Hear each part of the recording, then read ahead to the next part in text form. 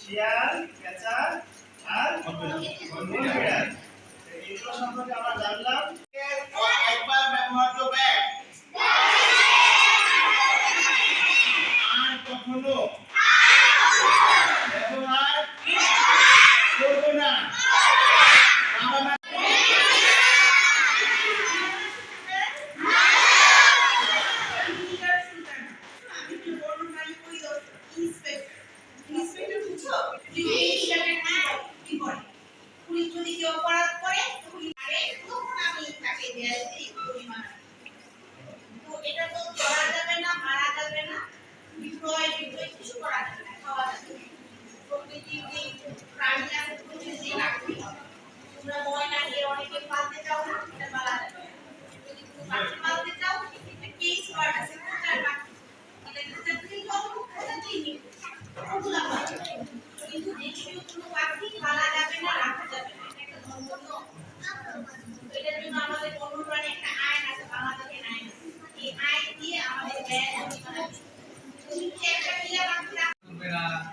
বন্যপ্রাণী মারবে না, তাই না?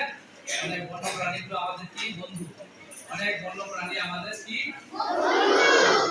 বন্ধু কে হয়, যে উপকার করে, তাই না? তাই জানো তো নাকি? আমরা আমরা এই যে আমাদের চতুর্দিকে যাহা কিছু আছে তাহা নিয়ে আমরা কি আমাদের কি হয় আমাদের যাহা কিছু আছে গাছপালা প্রাণী সবাই, তাই না? ওইটা যদি না থাকতো আমরা এটা কি হতো, একটা জায়গায় গেছি কিছুই নাই, আশেপাশে কিছুই নাই, তাই না? সেরকম একটা জায়গা আছে এটা পরিবেশ বা কাউকে যদি একটা বস্তার মধ্যে ঢুকিয়ে রাখা যায়, বস্তার মুখটা বন্ধ করে দেওয়া যায়, অক্সিজেন পাবে না? আবার যদি ছেড়ে দিই তখন কি করবে, বাঁচলাম আমি, তাই না? কি কি কি আমাকে বিপদে ফেলছে। সেরকম চতুর্দিকে হয় ফুলটাতে ফল কিভাবে হয়, ফুলের অঙ্কুর কি হয়, পরাগায়ন হয়, তাই না?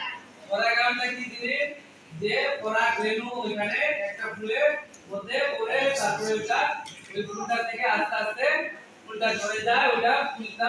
রহমান সমীর, বন্যপ্রাণী গবেষক, পরিবেশবিদ এবং সংরক্ষণবিদ হিসেবে আছি।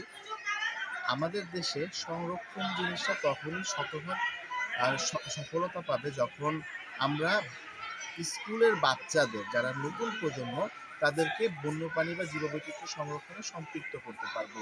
আর এই সম্পৃক্তকরণটা আমাদের স্কুলে যদি আমরা ছড়িয়ে দিতে পারি, তাহলে বিভিন্ন জেলায় বা বিভিন্ন অঞ্চলে বাংলাদেশে শিক্ষার্থীরা জীবনের শুরু থেকে বন্যপ্রাণী বা জীববৈচিত্র্য সংরক্ষণের সাথে সম্পৃক্ত হবে, যেটি তাদের ভবিষ্যৎ জীবনে বা ভবিষ্যৎ জীবনের চলার পথে যখন বন্যপ্রাণী নিয়ে কোনো সংকটকালীন সময় উপস্থিত হবে, তখন তারা বাস্তবায়িত করতে পারবে।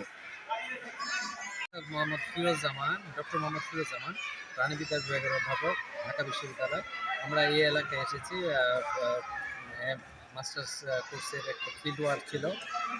বিভিন্ন পদ্মাচরের পাখি দেখলাম, পাখি জরিপ করলাম এবং সে কাজ সেরে আমরা এখানে Kumarbhog primary school rehabilitation centre, এখানে একটা প্রাইমারি স্কুল আছে সুন্দর, সেখানে আমরা অ্যাওয়ারনেস প্রোগ্রাম করলাম।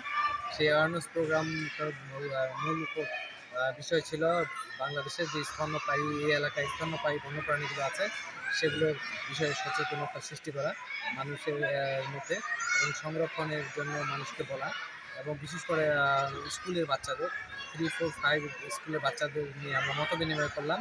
তাদেরকে বোঝালাম যে বাংলাদেশের স্তন্যপায়ী বন্যপ্রাণীগুলো মানুষের বন্ধু, এদেরকে মারা ঠিক না, এদের সংরক্ষণ করা প্রয়োজন। যেহেতু এরা বন্ধু, সুতরাং কাউকেই মারতে দেবো না, এদেরকে রক্ষা করব, এই বলে আমরা তাদেরকে প্রতিজ্ঞাবদ্ধ করলাম এবং তাদেরকে নানা বিষয়ে উপকারের নানা বিষয়গুলোর কথা বললাম।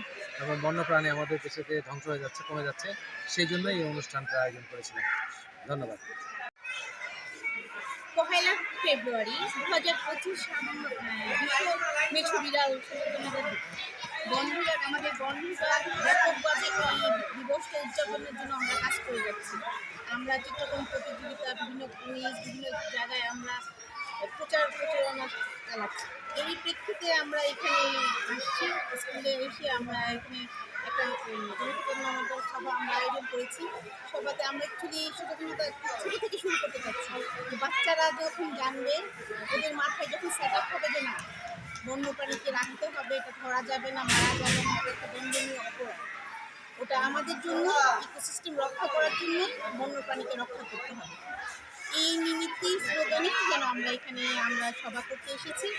আর আমি একটা মেসেজ দিতে চাই যে আমাদের পরিবেশ রক্ষার জন্যই, ইকোসিস্টেম রক্ষার জন্যই আমাদের বন্যপ্রাণীকে রক্ষা করতে হবে।